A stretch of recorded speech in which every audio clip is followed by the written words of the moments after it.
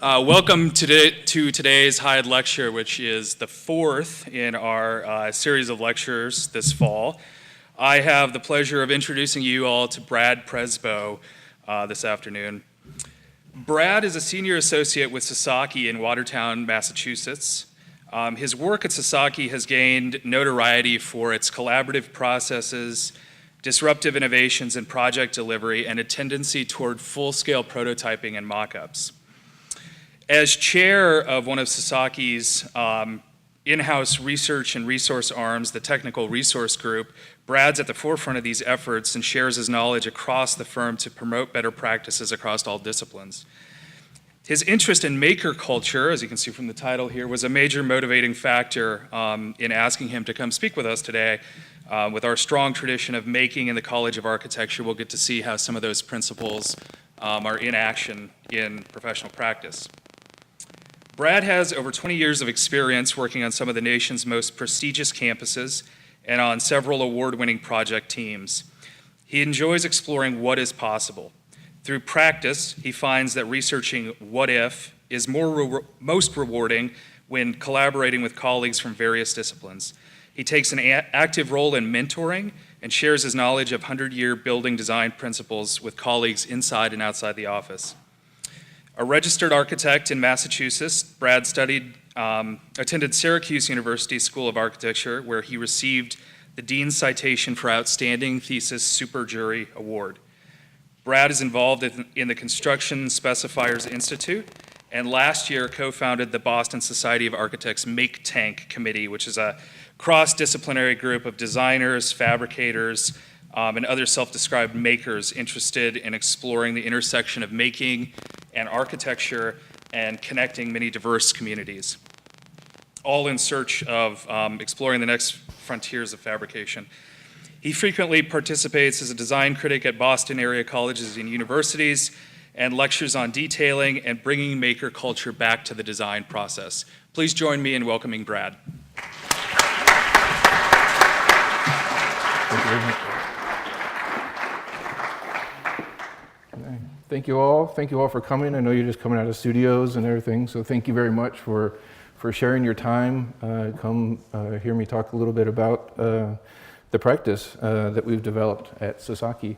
I want to thank you, Nate, for being such a gracious host, and Dean Ackerman for providing this wonderful lecture series. One thing I want to do real quick, there were supposed to be two of us up here. Pablo is at an unexpected client meeting down in Chile, or Peru, I think. I can't quite, he needs a tracker. He's all over the place. But I was wondering if we could do something real quick to show him what kind of fun he's missing. So I'm going to take a quick photo, and if you guys can all just go up like this, maybe do some spirit fingers. There we go. All right, woohoo! All right, I think we got a couple shots there. Fantastic, thank you all. All right, so I'm going to text that to him, let him know what kind of fun we're having, and he's sitting in a client meeting. All right, so learning by making, how maker culture is transforming our design process. This is something that Sasaki has really embraced in the last few years, and I'm so happy to be able to share the story with you all. We kind of divided up into a few parts. A brief overview of the firm, some of my personal history, a brief introduction into what I'm seeing in the state of the industry and how we're going about integrating that. So with a brief overview, we started thinking about incorporating maker culture into the process, and we needed to be able to express that. So we came up with this mission statement. To me, the fundamental portion of this whole thing is that we believe making is an essential part of the design process at Sasaki. And it's not just words on a page, but it's manifested itself into various actions that we've taken, various investments and various ways of transforming our practice. A brief introduction about Sasaki.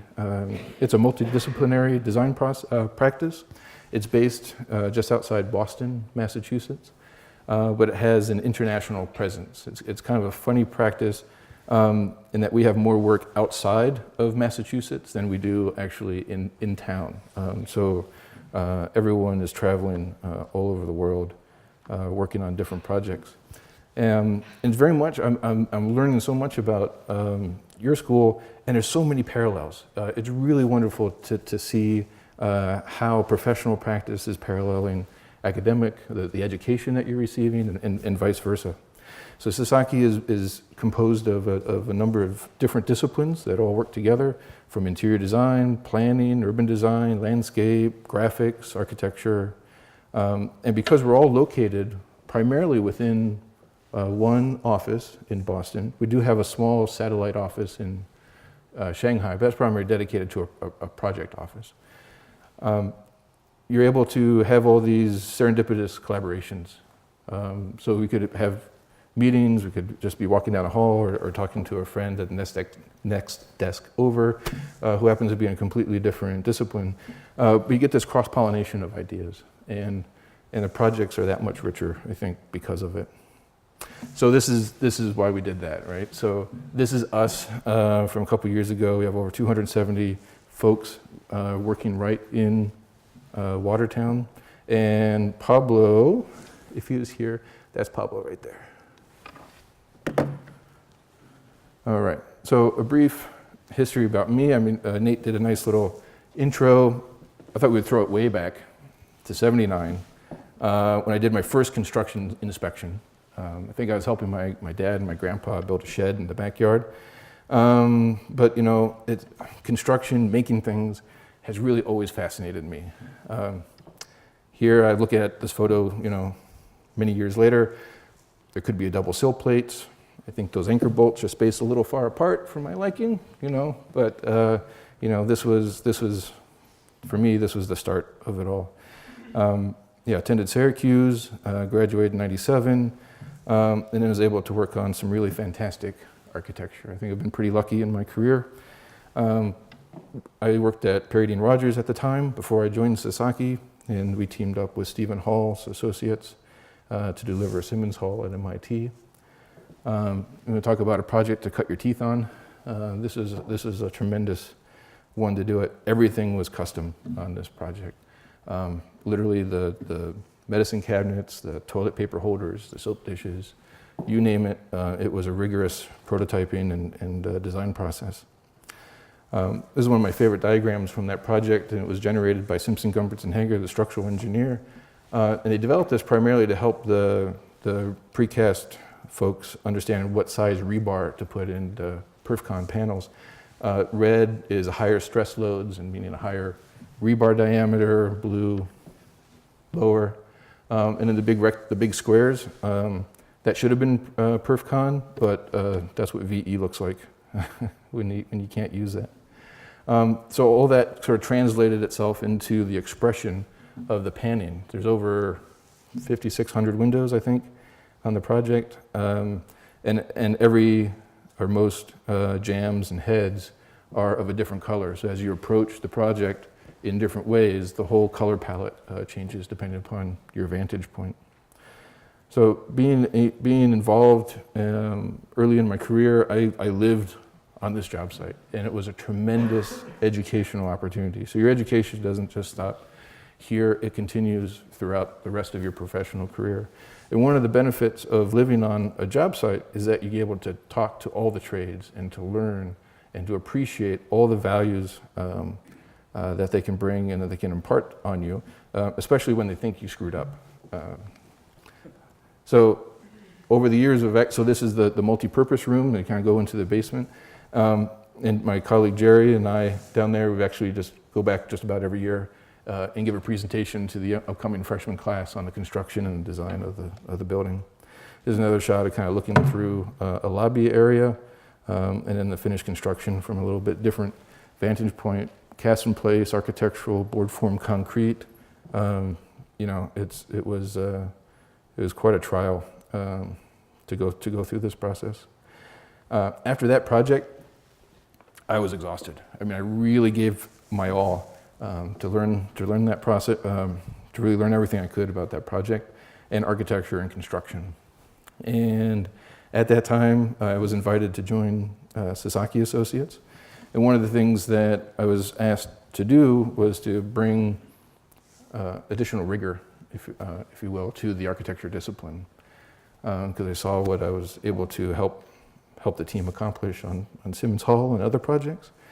And so over time, we've really been able to grow what we call the technical resource group.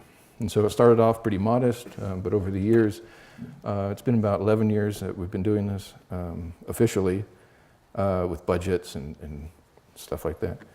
It's grown into a robust resource group that about half the architecture practice participates in a leadership role, and then the other half are in a support capacity. So I know it's like, holy cow, an org chart. I'm actually bringing an org chart to a presentation.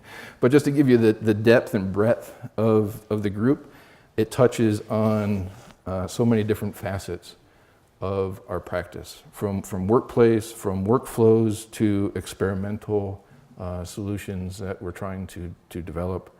And to me, there's not an endpoint. It's constantly evolving.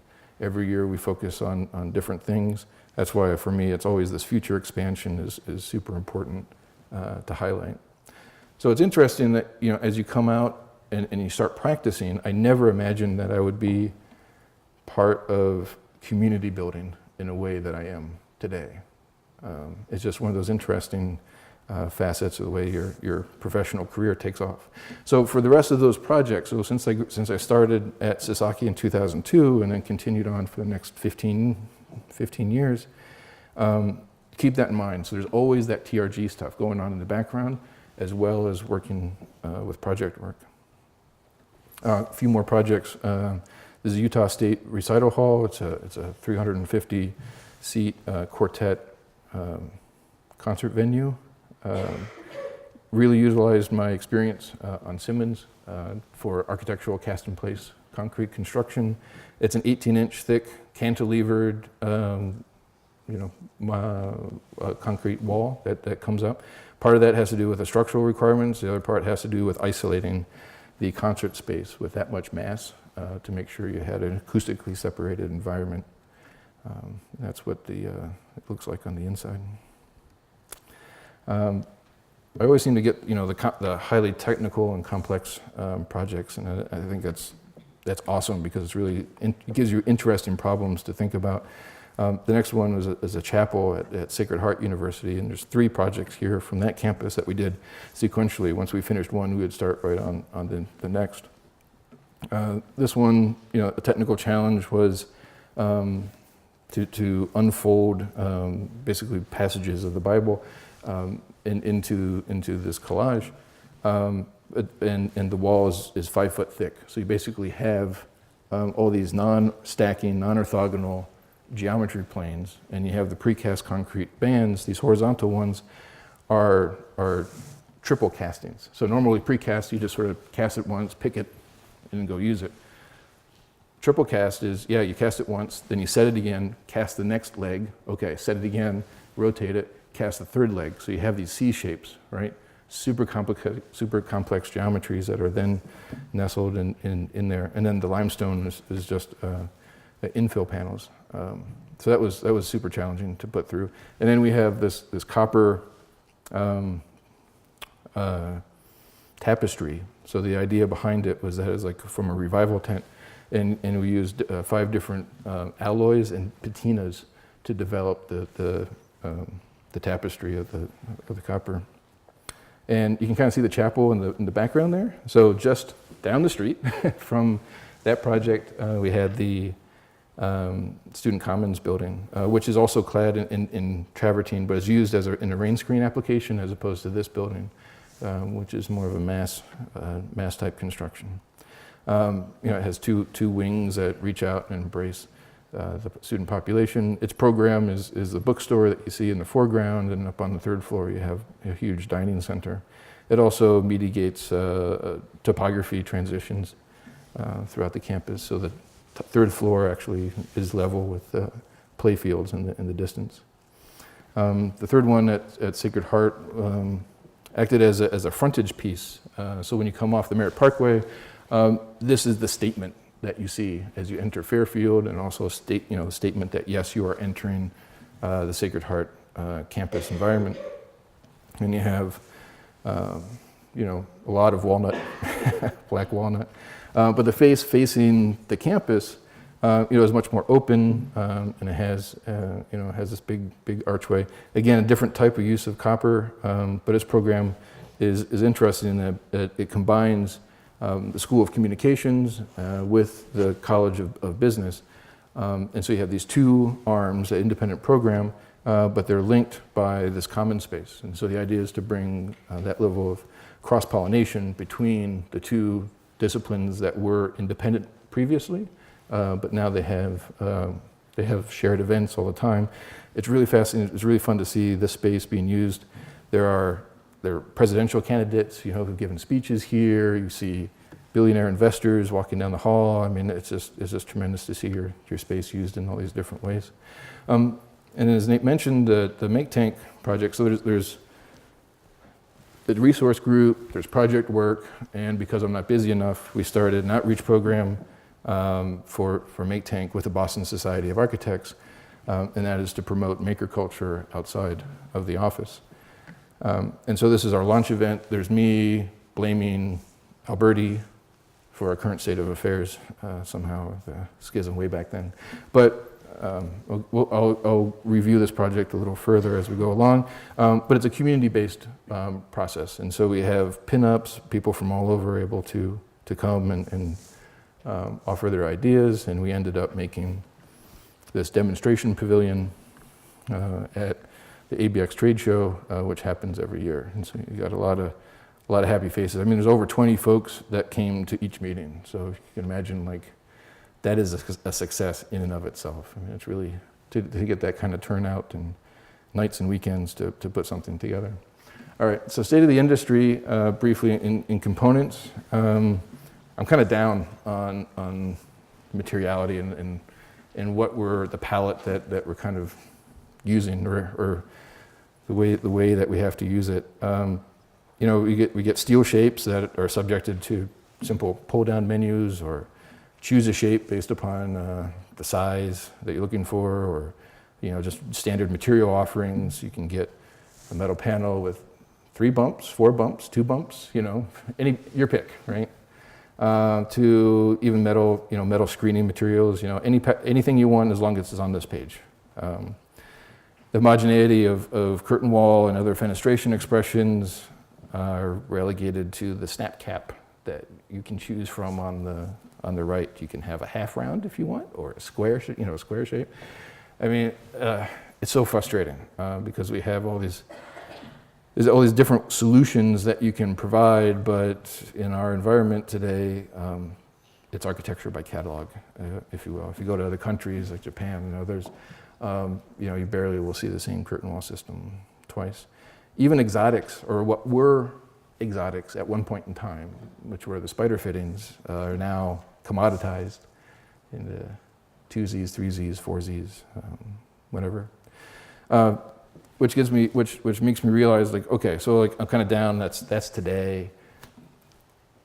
You guys, as students today, I'm so envious of the position that you guys are in, and when you'll be graduating, the state of the industry upon which you'll be graduating into.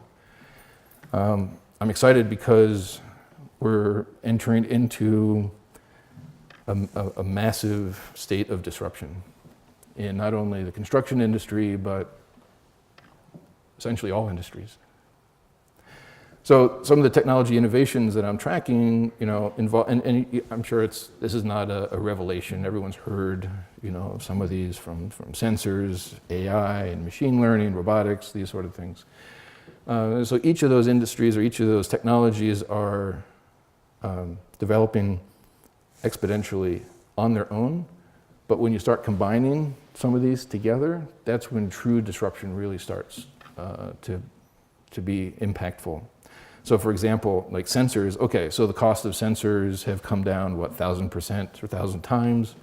And that means that they're proliferating the market and they're available. So great, okay, woohoo, sensors. But by itself, maybe not so exciting. But when you combine that with mobile internet and cloud processing and some of these others, and big data and open data and some of these other things, you start combining these things, magic starts to happen. And pretty soon, like, the value of the data that is generated is going to be more valuable than just the sensors and just the processing that happens. So as critical thinkers, as people who process and synthesize massive amounts of information, and we're trained to communicate that visually, we're in a prime position to be able to help drive some of these disruptions. And that's just one example. A little lower down, you got business model disruption. You know, everyone's heard of Uber, Airbnb, WeWork. A lot of those are just taking a really old concept of a brokerage and utilizing some of these technology innovations like mobile internet and cloud, repackaging them up, and now they're billion-dollar industries. It's completely transforming the way we work. Capital expenditures for business and operating expenditures, so OpEx and CapEx expenditures, have never been lower. So hopefully, a lot of you are considering a side hustle when you graduate, because the barrier of entry into something else, or promoting or being involved in something just besides your day job, that opportunity has never been as easy as it is today. And you can take some of those experiences and apply them to your career later on in ways that you can't imagine right now. Other catalysts are, sort of openness. Openness accelerates disruption, and you have application programming interfaces, the whole idea of open source, et cetera, right? So you start combining all these different things into different ways, and you come up with these tremendous opportunities. Industry disruptions, so after this, go home when you're on YouTube, look up this guy, Tony Seba. Fantastic orator. He has a tremendous story to tell. After you listen to a couple of his lectures, you'll either be like running out of the room in euphorics or like scared, like depending on where you are and what he's talking about. So definitely do that. But so this chart on the right is right from one of his presentations, because I'm not calculating the impact of all this stuff on the energy sector. But construction disruption is number 2, right? We're already starting to see the energy disruption with photovoltaics, battery storage, all these sort of things. Elon Musk, right? Everyone's heard what he's doing. Oh, sure, we'll rebuild the power infrastructure in Puerto Rico. No problem. We'll just take care of that for you. Amazing. So construction, design industry is coming at number 2. But everything's going to be impacted. So let's unpack one of these. So let's say 3D printing. This requires a completely different way of thinking about design and making than, say, when I was in school. The current, as I showed you before, in the current state of things, it's someone makes a product. I'll take that product, combine it with this product, and then we create a design. I mean, that sounds kind of snarky and mean, but for all intents and purposes, that's kind of what we're doing today. When you start incorporating 3D printing and other making processes, you have to completely turn off that mode of thinking and reevaluate how you come up with your design. So manufacturing complexity is now free. A 3D printer doesn't care what it's printing. It's just going to deposit stuff, a sintering thing. The laser is going to hit the powder and it's going to do its thing. Variety is free. No, you don't need to have economies of scale anymore in the sense that you need to repeat the same piece over and over and over to have a certain yield, to hit a certain price. No assembly is required. So you don't need to manufacture hundreds of part A and hundreds of part B and then do a manual process of joining those two together to create C. You just combine them all together into one print. There's less waste, right? It's highly optimized, highly efficient. And the thing that I don't think is getting enough press right now is this idea, or this upcoming idea of heterogeneous printing, when you're able to combine multiple materials together within one element. So for example, right now, everything's just out of plastic, right? So, or steel, or whatever. But it's the same material all the way through, and if you need more strength in one area, you add more material, because that's just this linear relationship. But what happens if you could introduce a different material into that process that behaved in a way that benefited the piece and optimized the design that much more. I mean, there's really profound stuff.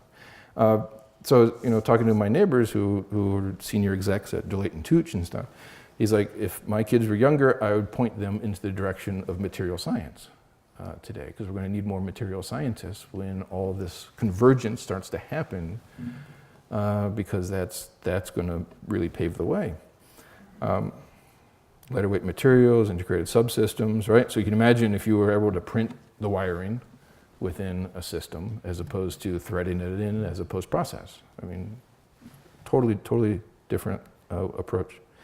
So, okay, so 3D printing, everyone's got 3D printers. This is a great example of 3D printing in sand, and then you're casting elements that would have been difficult to do before. This is the second version of that awesome 3D printing bridge I think that they're trying to do in Amsterdam, where they hooked up you know, welding torch to a Kugelbot. Arup is doing some really fascinating work. I think the first two examples have made the most press, and then they released this third one. But this is taking the second one, which I think is, you know, stunningly beautiful, right? The ribbon curves and all that, is taking, okay, how do we optimize the element on the left? And those little eye hooks are just for tensile elements, right? So they're getting pulled in different ways. And then they applied some deep learning algorithms to it, and you get this alien dreadnought looking thing that's kind of funky. But I really, so it's aesthetics aside, you can look at the function of the piece and really start to appreciate what the software is finding, in that the one on the left, you can see, you know, you got all these cross members, all right, that are coming through, diagonals, right? So it's developing a hub kind of in the middle of this force diagram, if you will, which is starting to manifest itself into there. So it's really reducing the hub and spoke idea down into its most elemental parts. And these aren't very big. I mean, I've held the middle one. It's like bigger than a grapefruit, smaller than a melon, you know, sort of thing. You know, robotics, Kugelbots, I mean, this is all the rage. But okay, what's the trend? What are we going to start seeing? Job sites is microfactories. I mean, no longer are you going to be getting just bundles of, say, like steel studs that are going to be delivered to your job site. You'll just have the metal forming machine drop off, and it will run the day before. It will run your quantities and gauges and stuff like that for the day's work. And it'll just be on-demand printing, folding, if you will, of the materials that you need. And then the Internet of Things, sensors everywhere. So this is, you know, we developed our own sensors in-house. We wanted to measure the performance of our exterior wall assemblies in the old mill building that Sasaki owns.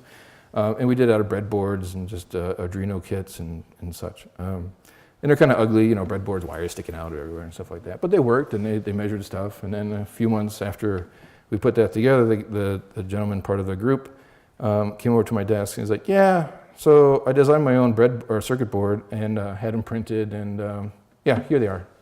And it's not like I, you know, asked him to do it all. He's just like, yeah, it's just part of the culture. It's part of the environment, you know. So of course he designed his own, you know, board and had them made and soldered up, you know, a bunch of these. It's just fascinating. Okay, so integration. How are we taking the stuff I learned on site? How are we taking and trying to address some of the technologies? So that, you know, it's a classic Venn diagram. We've got all the hardware, all the different software packages, and then the materials, and at the intersection of all those is really where we like to play. Yeah. And we have our own shop. You guys have a fantastic shop. Nate was able to give me a tour of the facilities downstairs. You guys are really lucky. It's bigger. It's a little bit bigger than what we have in our office, and we feel that we're pretty lucky. But the layout, the machines, the infrastructure that you guys have, you guys are really on top of it here.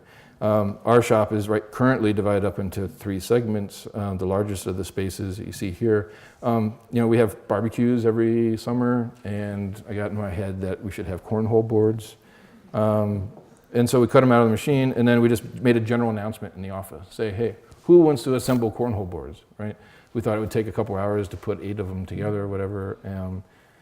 All these people just sort of came down, and we banged it out in 15 minutes. I mean, it was incredible. So the impact of just having this stuff, this culture, this people wanting to be engaged, and people are being engaged that you never thought would show interest in engaging in these types of practices.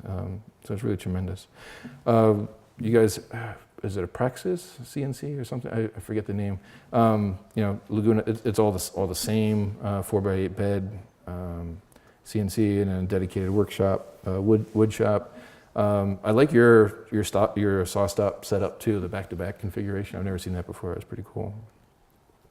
So you get all these, you get all this hardware, and you get all these interests, and then you got to start teaching folks. And so pretty soon you have this robust curriculum of training. It's super important.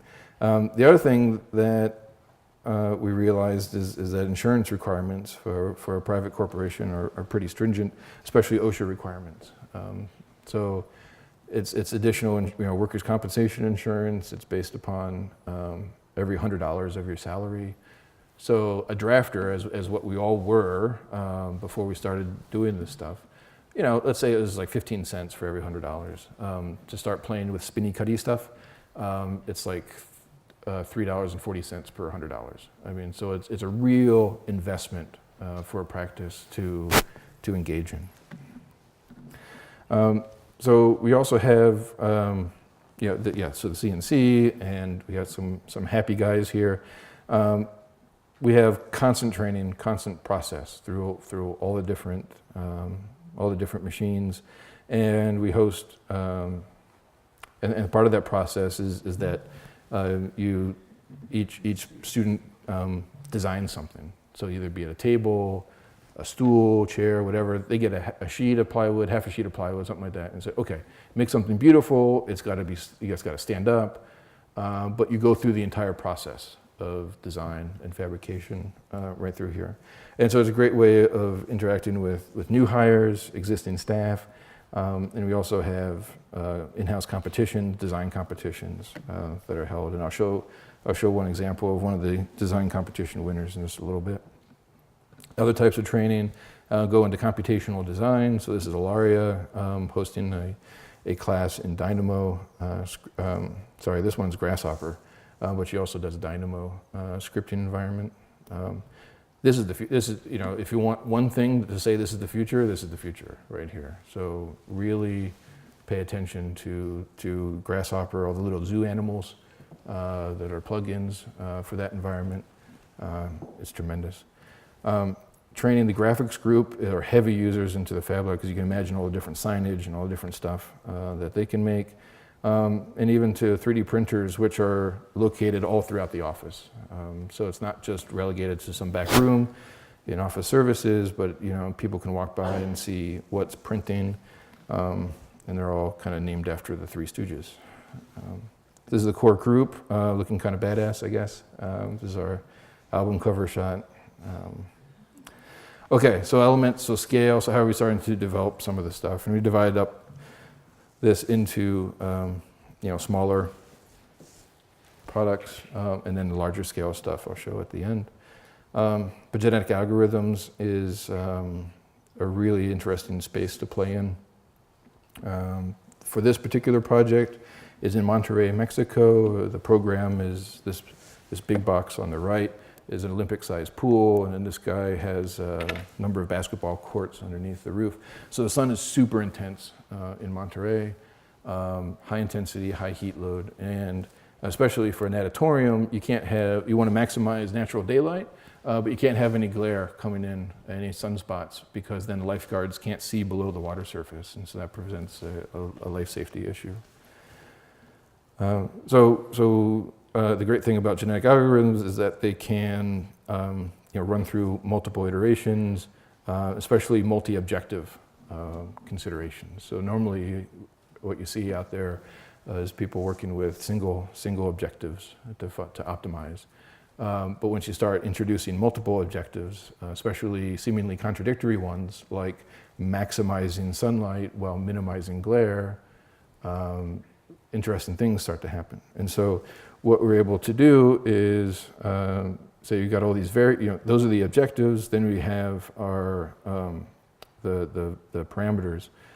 So each of these scoops can change in offset, pitch, rotation, whatever it needs to do. And then for it to be optimized is to use the lowest amount of material to achieve those two objectives. And so the one that uses the least amount of material wins. And that the process that the team developed is fantastic because it's a round trip process. It's not just isolated. You're able to go from a modeling environment out into the AWS cloud servers and process all this information. You use Excel as the data transfer mechanism, and that feeds it back into Revit. So you can round trip the entry. So see, this one will start. So this is just an animated GIF, starting to show some of the process. So this is just illustrative. So what they're going to see is these, moving around the little sliders to make sure that all the variables everything is set up for the simulation to run. It's not going to glitch out on you to have exceed a range somewhere that would compromise some of the simulations. It is a wickedly complex graph, I'll tell you that. I can talk about it. I can't do any of this stuff. I mean, there's folks that are really into it in the practice. And then once it goes through the cloud server, so what you're seeing here is a manual entry. So this was done before they automated this process. But what you see is that they're starting to enter in values that came out of the results. And each of those parameters are updated. So now you can see the orientation, the oculus size, and how small each of those are. So that is the optimized solution for that given problem. So remember spider fittings before, you got the 2Z, 3Zs, and 4Zs. So okay, we wanted to take what's our own riff on generating that using similar sort of processes, and we came up with this little guy. And this is a website that anyone can use. We found it online. This is called Generate. I think for the subscription is $100 for a year or something like that, and that allows you to download the model that it generates. But what we found is that you give the software, say, a block of clay, and then identify the points and the load paths, and then it will go through the process. And if you do it symmetrically, it will look symmetrical. And if you give it a symmetrical clay environment to work in, then it's just going to, connect 2 points with a straight line sort of stuff, right? So in order to add some richness and variety to the process, we created clay that has high points, low points. But basically, it's not going to create, the idea is that the arms of the spider fitting are not going to create just a co-planar surface like conventional spider fittings. Doing this allows you to have non-planar connections from glass or the cladding materials all attached back to one specific spider fitting. So it opens up a whole new world for spider fittings from what we're currently used to seeing. And so it goes through the analysis. And the clay, the gray stuff, that's the clay, and then the analysis says, okay, if I've got these 4 points of load coming back to a central hub based upon the gray clay, this is the type of form that is generated. And so we download the file, you print it out, and it's pretty cool. And it's like this little weird little thing. But it opens up, so many possibilities. So the woman who's doing and leading all of these studies, she's like, wow, that works for spider fittings. Now I'm going to do handrail supports and a little thing for a bike and faucets and door handles. And, I created a monster. She's just going to go nuts with this stuff. And I love it. I love the exploration. It's so inspiring. Most of the time, the CNC mill, we're working with plywood, foam, to do mock-ups. I asked the team to order some aluminum sheets of OA dough and say, hey, go have some fun. So they did, and they came up with this origami folding lamp. So it's all cut out of one sheet. It's not a flip cut. It's just straight up score cuts for the fold lines, and then through penetration cuts at the open bits.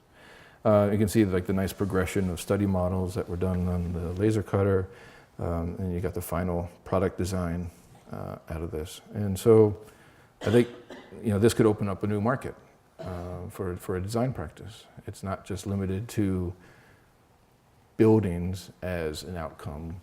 I think the firm and the industry needs to transition itself as to solution providers, as opposed to just outputting structures. And as again, another profound disruption for most incumbent practices to realize is that we have valuable knowledge, creative design thinking that can be applied in many more ways than just a single output of construction. So as solution providers with clients, you can say, yeah, we can design a city, we can build a city, we can go all the way down to the light fixtures and the door handles on your building, right? It's all about a design process and becoming a trusted advisor. The very first project that we did was this little prototype for a chair. There's a bunch of profile cuts from Baltic birch, right? And you lay them up, a lot of sanding because it's only a 3-axis CNC, not a 5-axis. But it's a nice little foldable fellow, and so it always has a special place in our heart for that. So you start getting up to the building scale, and then you just kind of look at the industry or different industries, and I'm always fascinated by this photo by Hans Hansen from the VW, what is this, the Golf. Good grief, look at all those parts, right? And that's kind of a similar way of what we're doing today. In fact, yeah, here's a photo of what prefab is like today. You get all these individual pieces and parts, and they come to the site, and you put it together, and oh my gosh, that's just a lot of stuff. So there's a lot of opportunity here to be thinking differently about how we can act on a building scale. And we started doing this as a modest approach, and then we've got some interesting things to show you later. This is a warming hut. It's totally an experimental process or project. It's for on the Rose Kennedy Greenway, which is where the elevated highway used to be in Boston, and they put it underground. But Boston's cold in the winter, like here. It's got all these prevailing winds, where it's coming right through cutting right through the city, and so you get these really nasty winds, and the sunlight is only around for a few hours of the day. So maybe there's a way of activating the winter program of the park by providing warming huts. So the same sort of investigative process we went through. How do we maximize winter sunlight while minimizing the winter prevailing winds? How does the shape inform the eddies and the wind vortexes? How does it disrupt those winds and not concentrate them into the area? So all this was studied. CFD models were made. It was a really intense process. Ultimately, we want to work with institutions and others who are doing 3D printing, either out of terracotta or concrete. This shows the conventional method of doing it, and it exemplifies why you don't want to use a conventional method when you have such variables that you're trying to address. This took way too long and too much effort, but yeah, we made molds to do a mock-up, a prototype for an exhibit, and it took a whole team, a whole lot of time to make it happen. Again, wishing we had a 5-axis instead of 3-axis. We had to sand down all those little mastabas thing into a thing, but we created billets out of MDF, carved them out, put them together. So you have, for different module types, you had to do 2 different types of A and B mold assemblies. We get to see Chris peeking behind this one. There he is. And so that's how the assembly of the molds would start to come together. It's MDF, so it's going to absorb water like a sponge, so we got to make sure it's primed and sanded correctly. And so this is one layer, second layer of coating to prevent water absorption. And then working with the local contractors, Hitachi Associates, they did it in their parking lot, and started mixing up the concrete and pouring out, and not too shabby, I think, for simple prototypes. So there's the exhibit, and then there's the team that helped put it all together.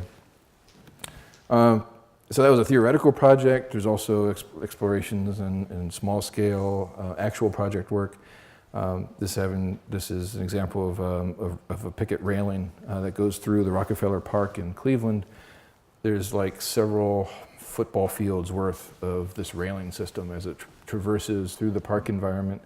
The interesting thing about the picket is we said, okay, what's interesting about a railing system? Well, because there's so much, it had to be a fairly efficient system, but we wanted to highlight specific view corridors or specific events along the paths.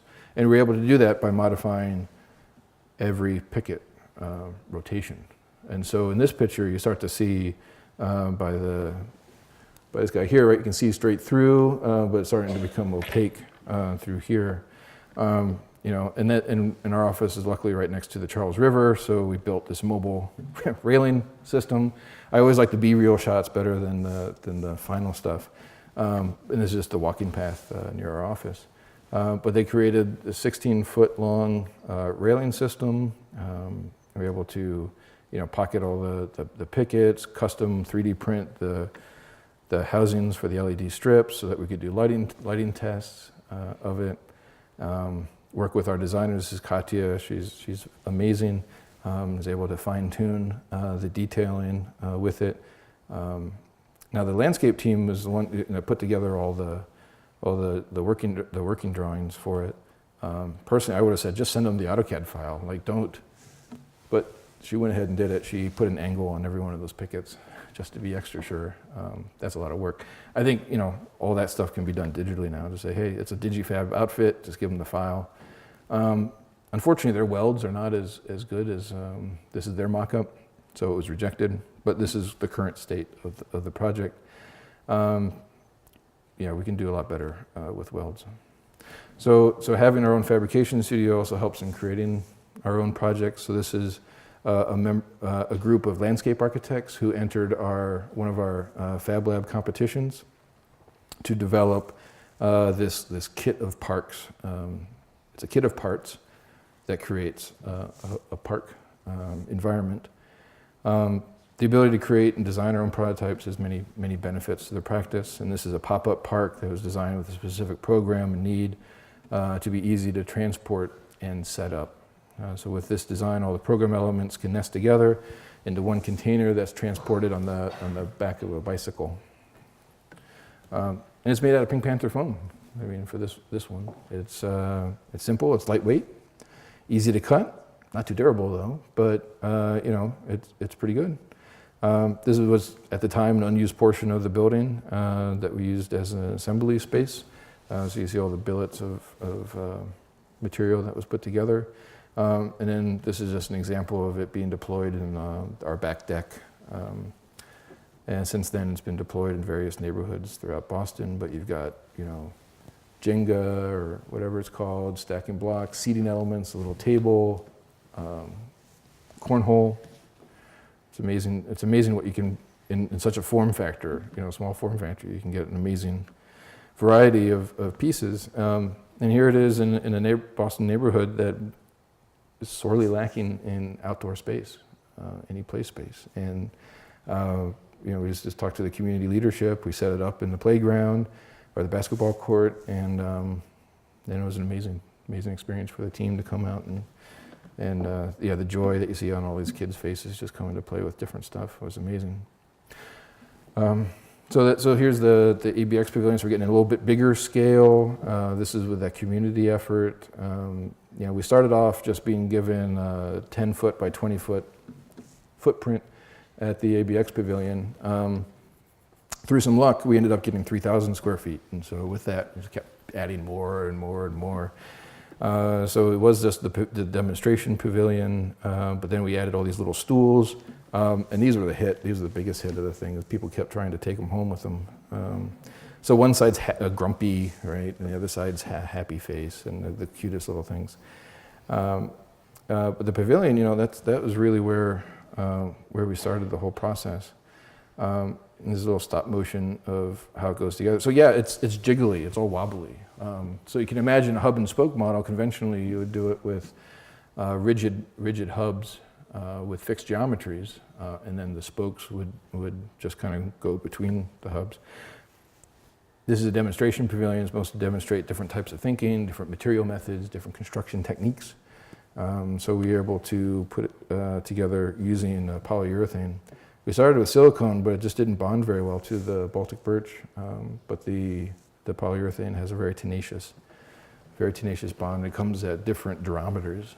The color, you can just add any color to it. So we chose red because we thought it would look nice. But some things that we learned about polyurethane is that it doesn't have any limits. Once load's applied to it, it doesn't know how to stop. It doesn't know when to stop. It just keeps bending. And so we were able to insert these HPDE endoskeletons that connected each of the 3 or 4 prongs of the spokes coming together. And then that was all cast in the polyurethane. And in some cases, we used braces on the back side of the hub to help at high stress points, especially as it's coming from a curve and transitioning more into a straight. There's a lot of stress coming in there. So we had back braces on it as well to help tell the urethane when to stop moving. So those were all pre-manufactured elements, and then we had to figure out, okay, how do you take all these pre-manufactured elements and stick them together in a robust way? So we looked to a traditional Japanese joinery that used pin connections, right, various lap joints, and that works well in a static structure, but in a dynamic, in a moving structure, all those joints would loosen up and fail really quickly. So we had to invent something else. So we came up with what we call a spring lock joint, and so you have these 2 jaw assemblies that come in, and you can see, right, so right there, there's a little pocket, boop, it goes right in. This is the strongest joint. We've tried a number of ways to break it, and we, even with the strongest guys, twisting it, pulling it, doing it, whatever, it hasn't failed yet. It's tremendous. But what's nice is that you're able to taper the ends, and so what we have to do is just slip a screwdriver underneath there, undo the pocket, and they come right apart again. So you get rapid assembly, rapid disassembly for the system. Yeah. This is the close-up of the nodes. So the pavilion, we just thought the pavilion would have one life, but then the Decortiva Sculpture Park, which is a pretty famous outdoor sculpture museum out in Lincoln, Mass, contacted us and said, hey, would you guys want to display this as part of our Hive series? And that's where they have camps and children come in and do different art projects for summer camp. And we said that'd be fantastic. So we weatherized it. We just put a lot of sealer on it, and these little braces were added because in an expo there's no wind, but it's going to be outside in the elements. So we added some internal bracing. But the students were fantastic. They loved being part of the process to set it up. They helped snap together all those little pieces with our guidance. They helped lift it into place. And put it together, and they also use it as part of their art projects. So it's really, really rewarding. And then there's the team, happy team, that helped put all this together. And this demonstrates that I only have a 3-inch vert, which is pretty sad. So this think-make process is really permeated, to all the different disciplines as part of our practice. And even in our planning practice, we're always looking for quick wins or opportunities in which we can reduce the lag time between the end of design and the beginning of implementation. Usually the master plans are such long durations, right? How do you encourage people to get excited and want to start the implementation process? In this case, our eureka moment came with this bit of tactical urbanism. This project is in Detroit, had very high ambitions with modest means, but it needed a really impactful first phase. And our solution was to implement the first phase that's dedicated to community programs, which included pop-up installations and different prototypes. So it was a fantastic location. As a developer formed by a consortium, you had a couple major academic institutions, industry, surrounded by sea of parking. I mean, oh my gosh, you look at that. And there it goes. Okay, so this is kind of an animation of the master plan in reverse, right? It starts at the full build out, but how do we phase it? How do we make it so that we can get this instant win and revitalize the area within the means that to create a starting point. And so you start with just this one little surface park, taking over this one little parking lot, and then growing out from there. So you're able to transform the streets, transform the surface parking, and then this type of approach for a master plan is really unheard of. I mean, the execution was really simple. It's just surface paint for the asphalt, pop-up temporary installations with minimal landscaping, but the impact would be so profound. You know, it went from derelict parking to the heart of a vibrant plaza space in the heart of the neighborhood. And it really created a new focus on urban life and interactive event spaces. And so this example is taken from what could be a technology fair. Unfortunately, we couldn't implement that one right away. They still had developmental issues. But around the same time, the city of Boston contacted us to help implement this Lawn on D project. I think Gina Ford's led this effort. And the Boston Seaport is a rapidly developing urban center, but it is sorely lacking in any kind of public spaces. Based on our success with pop-up parks, like the Kit of Parks, the success with different prototyping, we're asked to develop this. At the time, was to be a temporary park adjacent to the BCEC, which is the Boston Convention and Expo Center by Vignoli. So it's a modest project, but it has tremendous success. The park has lived beyond its original time expectations, becoming a recurring event, and is slowly progressing into becoming a permanent installation. One of the reasons why it's had so much success is that it has supported the mayor's office and local neighborhood groups, and it also has a dedicated team who is responsible for programming events in the space. So you got ping pong, even Howard and Yoon and other design professionals are starting to add their own little installations, which is fantastic. So the Cleveland Museum of Art is another small installation. It's basically a maintenance shed right next to Vignoli's addition to the original Cleveland Museum of Art. But again, you come full circle with your professional life. I started with Simmons and architectural concrete. Here I am, it's 12, 14, 15 years later, doing another, architectural concrete project. But this time, instead of being like the student, I was able to help mentor others, and say, well, these are the things to look out for, things to be aware of. And one of the fellows that I'm working with developed, and I can pass these around. I got a dozen of these. Is a little measuring tool, right? It's just a little 3D printed measuring tool. But if you read the ACI, I know it's boring, but if you read the ACI guide on architectural concrete, it identifies all the tolerances and the things that are supposed to be achieved, such as the limit of protrusions, the size, and limits of any bug holes. And so what he did is he took all that information, synthesized it, and created this little measuring tool. So he had a bunch of these, and he would take them to the job site and say, you know what? This is wrong. This is wrong. This is wrong. And then he gave them to the contractor and said, look, you don't need me to tell you this. Take one of these and fix whatever doesn't comply with this. And I just thought that was fantastic. So I have, a bunch of these. You guys can pass them around or have some fun with those. While you're doing that, I'll keep going because we may be going long here. And the idea, so Vignoli's thing is on the left. But it's a maintenance building, so there's a great park system that Rockefeller Park is just to the right of this, and so we thought it doesn't need to be a signature building. Maybe it's buried. Maybe it's underneath some nice lawn.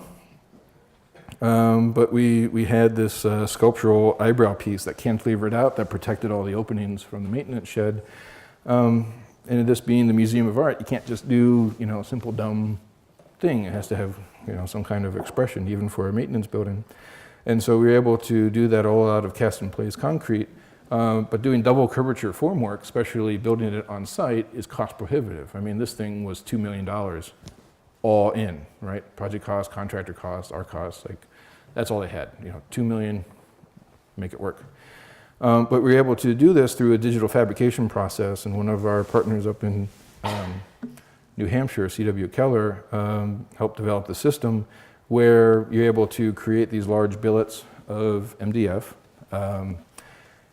that takes care of all the double curvature of the formwork. And so instead of asking the concrete contractor to custom, you know, to hire mill workers to do double curvature formwork for this eyebrow, he said, you know what, just build a table, just build a horizontal surface. All these modules will just come and sit right on your table. They'll get bolted together, and then Bob's your uncle. So that's what they did. And it got down to a price point that everyone felt comfortable with and still had maximum value for the client. And so that's what it looks like in its final forms. So the shop drawing process, there wasn't one. We exchanged Rhino models back and forth. You know, it was the easiest thing. And that's going away too. The whole idea of like printing and reviewing stuff, everything's going to be done digitally. The serpentine line is just a drip line, so you actually get different effects of rain on the eyebrow. You have darker and lighter spots as it rains. The meadow mix just blends into the surroundings beautifully, and this is the shot from the corridor, from the courtyard. Now we were able to, in a very different segment of our clientele, which is colleges and university clients, we started to entertain the idea of pilot spaces as a means to test new directions in student experiences. Dartmouth University was one of the first to embrace this concept with the goal of building temporary structures to test successful models of student life. And so the idea is to have these prototype spaces tested by students, and its users, which are all the students, in various parts of the campus, and then to learn from their experiences. So they're able to provide feedback on different elements. So this is just a deck, also acts as an urban beach, great for people watching. This is one other structure, is basically the envelope is just a tent structure, but it creates a container where different segments of student life can be housed. The little bleacher thing in the back is movable. You got living room spaces, collaborative workspaces. But the idea is that the students would provide feedback on every one of these spaces and every one of their experiences. Collaborative working environments, cafe, and all that feedback is going to go into a new 750 bed residence hall that we're designing now. And perhaps our most challenging commission to date, we were asked by a university to propose a design program for their national campus system in order to adopt their building inventory to a completely new pedagogical system. So the idea was to first develop a conceptual models for the new campuses, and then to develop a toolkit of spatial and programmatic solutions that could be adopted for new or existing campuses. So if successful, this model would be implemented across 30 university campuses in Mexico. So part of the challenge was being able to, how do you take their current curriculum, how do you divide it up, what's the approach, and we were able to come up with this sort of, again, hub and spoke model, but different types of programmatic elements would all relate back to a central hub. So the kit was composed of many parts, from clip-on buildings to standalone structures.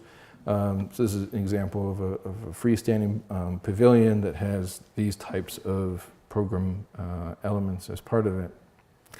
A different type, this one represents one of the essential new teaching modules that they're adopting their curriculum around, which is designed around the idea of learning challenges. And so the kit includes a forum space, various kinds of flexible classroom and lab spaces, group study areas, and student advising spaces. So these are highly flexible and modular components that could be prefabricated or built conventionally and assembled in a variety of ways to serve the various program demands. So some of those can even just be clip-ons to existing structures or just be complete freestanding versions. Open space is programmed too. So thinking back to the pop-up parks and other elements that we had experience with, you're able to define the space as extensions of the building, or in some other cases, different elements or learning and social aspects. For the hubs, learning environments, but the paths come in and out, but there's so many different destinations that you have a vibrancy that comes to the built work. And based on that hub and spoke model, you have multiple sub-hubs that are around. You end up with this integrated life system. And we began to explore what that might look like in an urban campus setting. So as a mode of conclusion, this is a pavilion that is the first to be implemented as part of that entire design program. It's like a welcome center, multi-use pavilion, has a lot of flexible space. Everything from the foundations was prefabricated and installed on site. So there was one manufacturer that was able to work with us, design all the elements and put them together. So this is just an interior view. Each of those glass doors are super tall. I think converting it from meters is like 16 plus feet. And they glide like butter, the way that they've designed the motion of the slides. And that was from August 2017. So it was started as a pilot for re-energizing our design process and reconnecting to building craft in our industry, evolved to significantly influence how we plan for many kinds of commissions. Making as a mindset and methodology is today an integral part of our design process in the way we create long-ranging master plans, landscape designs, and buildings. So, thank you very much.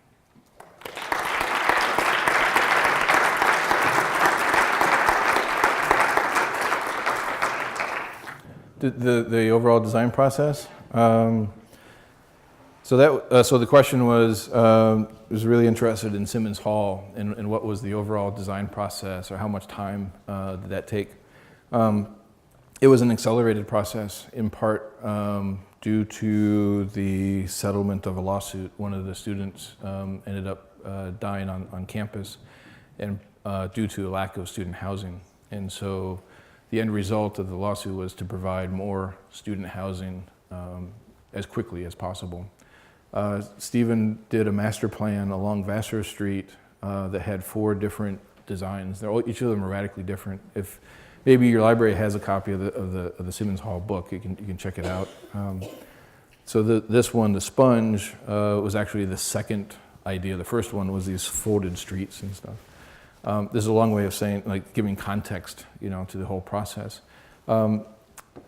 The original design process was supposed to be very, very quick, like say with 16 months or something like this. It ended up being delayed by a year due to an abutters lawsuit that prevented the university from going forward until they settled that lawsuit, and then we could begin construction. So the idea is that it was supposed to be really short. It ended up being a little longer because of the legal system. And then the construction process was like 18 months. That was really intense, which is one of the reasons why I ended up living on that job site. I was fortunate because my apartment at the time was just in Kendall Square, and so that's just a 5-minute walk. So I wouldn't, for days, weeks, months, I wouldn't even go to the office. I'd just leave the house, our apartment at 7, come back at 10 or 11 at night, rinse, repeat, do it 7 days a week. It was a fantastic project. And it's nice be able to come back and giving lectures on the space and hearing and seeing how it's transformed over the years. So all the lungs and all those atrium spaces, the students have taken to doing these really interesting chalk drawings. So in one, it has the entire world of Westeros, kind of mapped out. In another area, it's got, a bunch of emoticons and with that glyphy cat thing or whatever it was, to, 1,000 places of pie or something. It's a really interesting mix of work and they've really made it their own. With 3D printing and other advanced technologies that we're starting to incorporate, so make sure I got your question right. It's like how important it is versus traditional handcraft? Yeah. Okay. I see them as complementary. You know, they're just additional tools. Like I'd have a skill saw or a reciprocating saw for one thing. I'd use 3D printing and all these others as expanding my toolkit, my personal toolkit. So I think each is going to have their own appropriate use depending upon the application and the design expression that you're coming up with. So it's not limiting, it's just enhancing your abilities. And as price points come down, as material science advances, you know, we may see a fall off of some technologies and pushing of other technologies that are going to enhance your toolkit even further. So I'd say, you know, keep exploring, keep on top of all this stuff. With, you know, advances in technology, don't let 16 months go by, you know, you'll be leapfrogged, you know, and have to play catch up to again. So keep abreast of all that stuff, and it's just going to help you be a better designer. All this stuff is not just because it's fun, it's cool, you know, it's great to play with power tools. It is. Ultimately, it's about making you a better designer. How can you take that knowledge and incorporate it into your design process? Yeah. Absolutely. So the Make Tank one is a perfect example of that. We started in July of 2016 and had to have a delivered pavilion and all those stools and all that other stuff for November 15th, say, middle of November. And we've never done anything like that before, especially with a community-based event. And the infrastructure there, basically we just had Sasaki's shop and another studio called Jaywalk made their shop available to us. So it took a while to figure out, okay, what's our design expression going to be? And we all settled on a simple barrel vault. And we started looking into the patterning, double Cairo pattern, what ended up being selected. The early versions of those nodes sucked. I have a whole hour presentation on just the Make Tank Pavilion itself. And in that presentation, it does go through each of those learning steps. And I'm not gonna lie, it didn't stand the first time.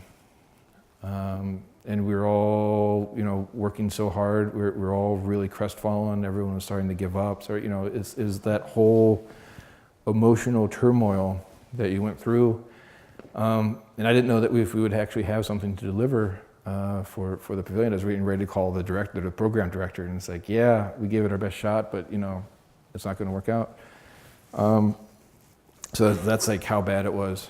But you know what? The next weekend we came back at it, and everyone thought about it and said, you know what? Yeah, it sucked. Okay, but we have a deadline. We have to go through it. How about this? How about that? Okay, that's when we came up to, you know, the whole process of joining all those pieces together. We thought Japanese joinery, right? It's been around for thousands of years. Of course this is going to work. And when it didn't, and when they all flexed apart and failed, like that was devastating, completely devastating. So I had to go back to square one and say, okay, I'm not a structural engineer. I get it when things move. I get to understand generally, you know, how this stuff comes together. But it literally, that innovation literally happened at Jaywalk Studio. We were doing different lap things. We were shaking a mock-up, and someone said, how about if we just do this? And like, ooh. And then you iterate and iterate and iterate. That coming together like that was probably the 6th version of that joint. To fine-tune the tensile strengths of the jaw assembly so it wouldn't crack as it's, you know, get the protrusion, you know. I wish I brought one. You would see how like every little inch of that was like finely tuned to come together. I think overall, that level of like adversity, which, you know, you don't normally experience in design. Okay, fine, you may not be able to figure out like a plan or something like that, but maybe there's a colleague who can come and you talk about it. Okay, you work it out and you get something that you're satisfied with. But now you're dealing with something, especially an overhead structure that could collapse on people, right? It's a whole other risk tolerance. was hard. But coming back to it's making us better designers, is also making us more resilient to understanding what our limitations are as individuals and how can we strengthen them for the next time, so that when we're in a position, because that's going to come up again when we're doing something that's not going to go just right, that we'll be more resilient for it. Thank you all very much. Thank you.